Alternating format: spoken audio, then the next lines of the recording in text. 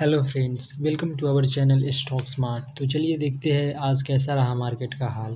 अगर बात की जाए निफ्टी 50 की तो ओपनिंग तो फ्लैट ही देखने को मिला और उसके बाद मानो मार्केट जैसे पूरा दिन साइडवेज हो गया। जी हाँ दोस्तों, कुछ खास मूवमेंट देखने को नहीं मिला। और पिछले कुछ दिनों से क्या है मार्केट में, क्या है मतलब इंट्राडे में कुछ हद तक तो मूवमेंट मिलता है, बट जो क्लोजिंग होता है वो क्या होता है, एक ही जगह पे ऐसा मानो जैसे क्लोजिंग हो रहा है। तो देखते हैं कैसे क्या होता है।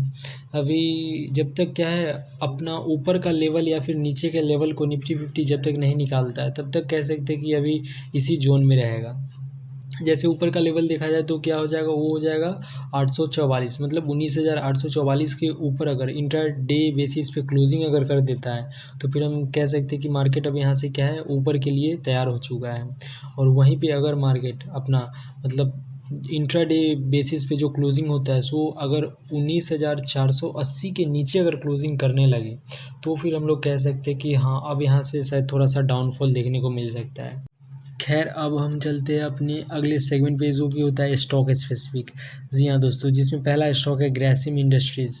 अगर बात की जाए ग्रासिम इंडस्ट्रीज़ की तो दोस्तों ये जो है सो एक्चुअली फंड रेज करने का प्लान कर रहे हैं। और ये जो होगा सो क्या है 4,000 करोड़ रुपए का मतलब फंड रेज होगा। और ये जो होगा एक्चुअली शेयर होल्डर द्वारा मतलब रेज किया जाएगा थ्रू राइट इशू। जी हाँ दोस्तों, राइट इशू के द्वारा क्या है मतलब फंड रेज किया जाएगा। अगर आपको मालूम नहीं है कि राइट इशू क्या होता है तो मैं आपको बता दूं कि राइट इशू का मतलब ऐसा समझ लो कि कंपनी जो है सो अपना शेयर क्या करता है कम प्राइस पे अपने शेयर होल्डर को ऑफर करता है। मान लो जैसे किसी कंपनी का जो शेयर प्राइस है वो मान लो 100 रुपया है तो वो जो है हमें ऑफ़र करेगा 80 रुपये पे। तो उसी को एक्चुअली क्या कहते हैं, राइट इशू कहते हैं। तो देखते हैं कैसे क्या होता है। खैर अब हम चलते हैं अपने अगले स्टॉक्स पे जो कि है स्पाइस जेट। जी हाँ दोस्तों, एक्चुअली कल इसमें मतलब ज़बरदस्त तेज़ी देखने को मिला था और ये जो मतलब तेज़ी था लगभग 20% का मतलब देखने को मिला था। और इसके पीछे का कारण था, ऐसा कहा जा रहा था कि इंडिगो जो है सो क्या है इसे मतलब एक्वायर कर सकता है। बट आज क्या हुआ, आज मतलब राकेश गंगवाल जो है सो क्या किए, उन्होंने इस रिपोर्ट को डिनाई कर दिया और जिसके कारण क्या हुआ स्पाइस जेट में आज मतलब लगभग 11% का गिरावट देखने को मिला। खैर अब हम चलते हैं अपने अगले स्टॉक्स पे जो कि है HDFC बैंक। जी हाँ दोस्तों, जैसा कि आपको मालूम होगा कि आज इसका Q2 रिजल्ट आने वाला था और रिजल्ट तो देखा जाए तो मतलब प्रॉफिट जो है सो मतलब 50% राइज होते हुए देखने को मिला। और मतलब इसे अगर वैल्यू टर्म में बात किया जाए तो ये 15,976 करोड़।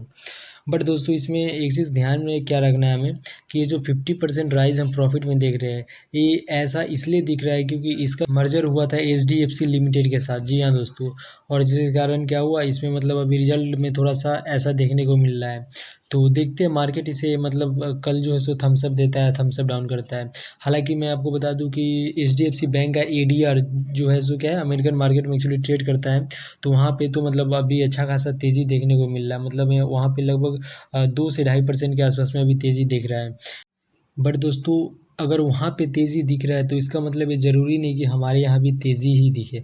हाँ ये हो सकता है कि क्या हो अपना मार्केट में वो गैप अप हो। बट क्या होगा कि जैसे अभी मान लो जैसे कहाँ पे वो ट्रेड कर रहा है, जैसे 1532 पे ट्रेड कर रहा है और उसका क्या है 1552 का क्या है रेसिस्टेंस है, 1570 क्या उसका रेसिस्टेंस है। मान लो कि क्या हुआ कल के दिन में जैसे 1552 के आसपास में ही खुल जाए तो वहाँ से क्या होगा कि मतलब जो मतलब सेलर होते हैं सो एक्टिवेट हो जाते हैं और वो क्या करते हैं शेयर को वहाँ से मतलब सेल करना शुरू करते हैं। तो उससे क्या होता है आप देखोगे एट दी एंड क्या चीज़ कि मतलब आज तो HDFC बैंक में गिरावट हो गया अच्छा रिजल्ट होने के बावजूद भी। तो ये इसलिए होता है दोस्तों क्योंकि क्या होता है उसका जो मतलब खुलने का जो पोजीशंस है वो कहाँ पे खुल रहा है वो भी इम्पोर्टेंट मायने रखता है। तो ये सब मतलब क्या होता है मतलब ट्रेडिंग पर्सपेक्टिव से ध्यान में रखना होता है। तो यही जैसे अभी आपने इन्फोसिस में देखा हुआ क्या चीज़ कि इन्फोसिस का जो ADR था कुछ दिनों पहले क्या था 6-7% गिर गया था। बट यहाँ अपना मार्केट में क्या हुआ 6-7% नीचे तो खुला बट क्या हुआ एट दी एंड वो धीरे धीरे करके ऊपर में ही क्लोजिंग किया, मतलब महज 2% के आसपास में निगेटिव रह गया था।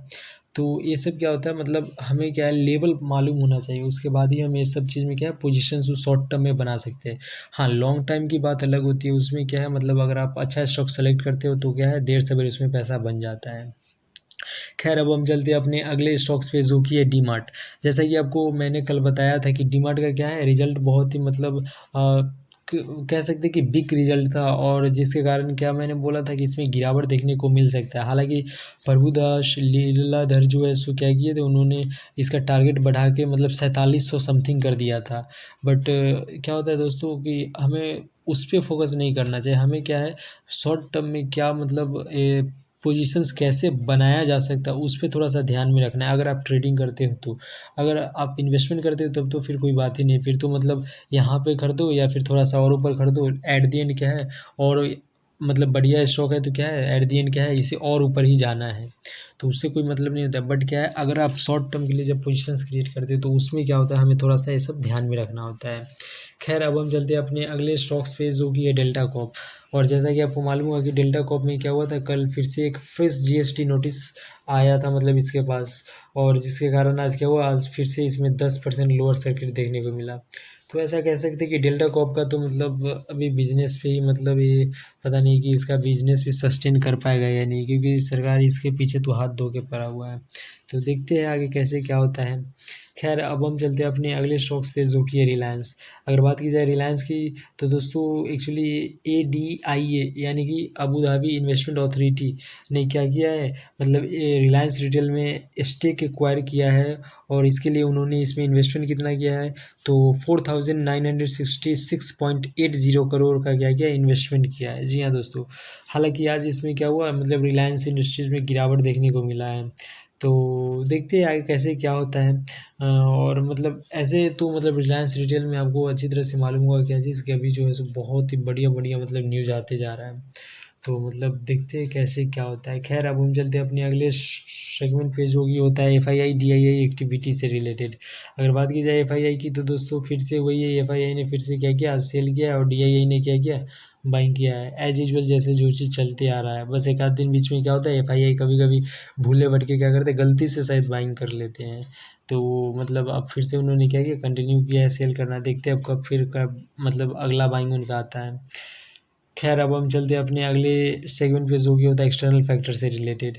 अगर जिसमें हम कवर करते हैं क्रूड, रुपी और बॉन्ड्स। अगर बात की जाए क्रूड की, तो दोस्तों क्रूड में क्या है, अभी थोड़ा सा उछाल देखने को मिल रहा है, और अगर ये 92 के ऊपर सस्टेन करने लगे तो फिर कह सकते हैं कि इसमें अभी और तेज़ी देखने को मिल सकता है। और अगर इसके ऊपर अगर वो ट्रैवल करने लगे तो फिर क्या है, वो हमारे मार्केट के लिए अच्छी बात नहीं है। तो हम लोग तो यही प्रे करेंगे कि यहीं से थोड़ा सा इसमें क्या वो कूल ऑफ हो जाए।